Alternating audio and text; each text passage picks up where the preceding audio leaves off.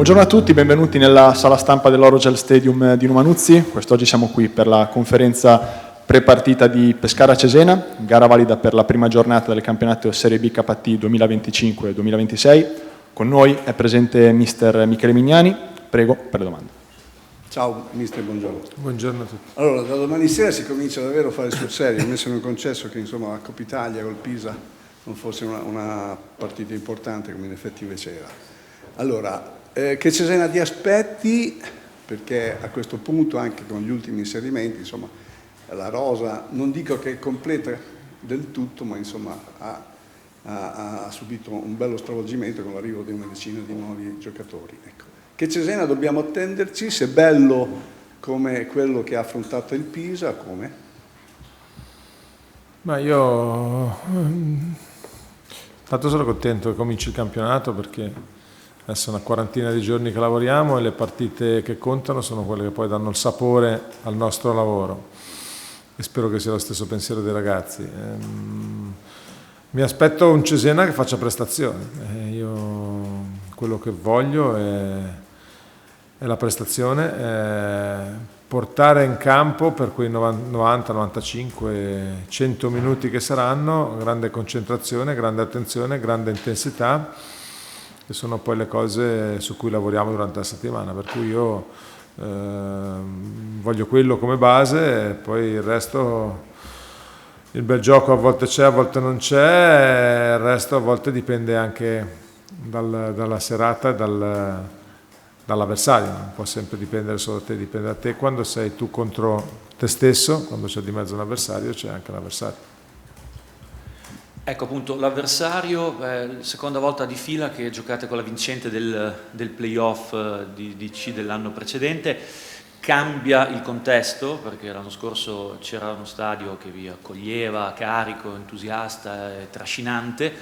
Adesso sarà la stessa cosa per gli altri, immagino, perché poi tu credo conosca anche bene, no? Sono piazze storiche dove anche il pubblico dice tanto. Il Cesena in B lì ha fatto 6 punti in 19 partite. Insomma, ecco, da questo punto di vista, anche guardando l'avversario, cosa ti aspetti, che Pescara ti aspetti, e anche pensando al tuo collega Vivarini, che è uno che insomma la B la conosce. Come hai detto te, la situazione si è ribaltata rispetto all'anno scorso, cioè troviamo una squadra neopromossa che ha vinto strameritando i playoff, trascinata dall'entusiasmo di una città intera. Io mi aspetto che questo si ripeta domani sera. Affrontiamo una squadra che, come tutte in questo momento, probabilmente non sarà al 100%, perché come ci siamo detti anche la volta scorsa, il mercato è ancora aperto e quindi ti dà sempre la possibilità di fare movimenti in entrata e in uscita per colmare eventuali lacune, però mi aspetto un avversario molto carico, un avversario molto organizzato. Conosco l'allenatore che stimo, con il quale ho fatto il corso e che ho affrontato già altre volte, per cui io penso che sarà una partita difficile, però noi dobbiamo arrivarci pensando a noi stessi, sapendo che ogni partita, che sia giocata in casa, che sia giocata in trasferta, ti mettono davanti a delle difficoltà, ma dobbiamo essere più bravi e dobbiamo portare dentro la prestazione, quello di cui abbiamo parlato prima, per portare a casa dei punti. A che punto è l'assimilazione degli schemi e la condizione fisica? E poi l'ultima domanda, ti volevo chiedere che cosa ti manca ancora dal mercato per completare la rosa e in che reparto?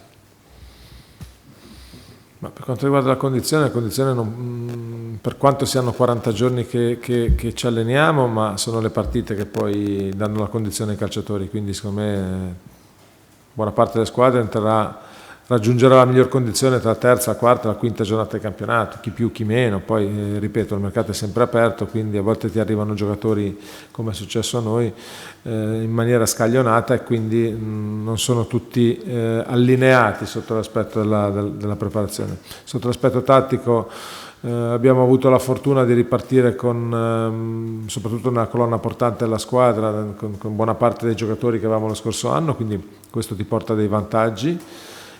Penso che nelle amichevoli che abbiamo fatto nella partita di Coppa Italia si sia visto che sotto questo aspetto abbiamo già un certo affiatamento, e per quello che riguarda il mercato a livello numerico abbiamo dei reparti dove per esempio dietro secondo me va fatto qualcosa e probabilmente anche in mezzo, e poi si va sempre alla ricerca di trovare delle occasioni che possono essere occasioni sia sotto l'aspetto tecnico-tattico ma anche magari sotto l'aspetto del budget, quindi il direttore lavora notte e giorno per cercare di colmare quelle che sono le mancanze, però io penso che potenzialmente possa essere una rosa da riempire in ogni reparto. A proposito delle forze disponibili domani, sono tutti pronti, magari anche le condizioni di Klinsmann e Adamo hanno recuperato al 100%, problemi nessuno? Ad oggi sono allenati tutti, hanno fatto tutti allenamento con la squadra. Visto che siamo in astri di partenza, mister della Serie B, le chiedo dove può arrivare ad oggi, con tutte le variabili del caso, come mercato o altro, questo Cesena, e chi sono per te le favorite di questo campionato cadetto? È una domanda alla quale faccio una grandissima fatica a risponderti, per cui non ti rispondo, perché come ne parlavamo la settimana scorsa, ogni anno la Serie B cambia 7 squadre, e ci sono sempre le sorprese positive e ci sono sempre delle sorprese negative, ci sono delle squadre che ai nastri di partenza lottano per vincere e spesso rischiano di retrocedere o retrocedono, e viceversa, le squadre che magari partono per la salvezza e poi magari invece te li trovi a fare i playoff, per cui è impossibile rispondere alla tua domanda, e ancor meno poi del Cesena. Noi non possiamo andare oltre la partita di Pescara, noi dobbiamo fare punti, perché è importante cominciare bene, è troppo importante il risultato, perché il risultato poi ti fa credere, la prestazione e di conseguenza il risultato ti fanno credere nel lavoro che stai svolgendo. Buongiorno mister, Giacomo Lucchi di Mondo Cesena, tutto Cesena.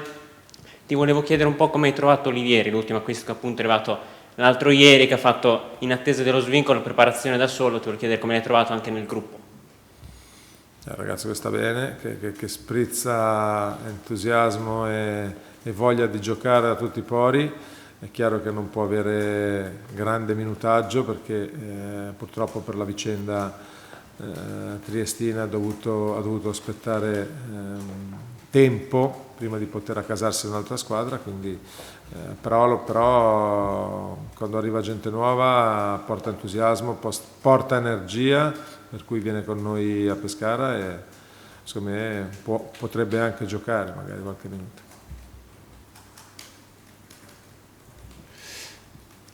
Domanda secca, hai paura di perdere Spendi? Io faccio due valutazioni, la prima è egoistica. È chiaro che quando è un giocatore con le sue potenzialità speri che non vada mai via, però poi alla fine bisogna anche essere onesti e se ci fosse la possibilità di fargli spiccare il volo sarebbe giusto anche questo, quindi la risposta è nì. Volevo cambiare un po' discorso. Come avrei sicuramente letto, l'associazione allenatori ha preso una posizione netta e decisa sulla questione a Gaza, a Israele. Tu come tecnico, come uomo di sport, condividi questa posizione oppure pensi che sia inopportuna? No, ma io preferirei non entrare in questi argomenti. Non credo che sia il momento per parlare di questi. Noi prepariamo una partita e il mondo ci mette sempre davanti a delle situazioni dove ognuno può avere un'interpretazione, però credo non sia questo il momento per noi di parlarne. Avete altre domande per mister Mignani? Grazie a tutti. Grazie a voi.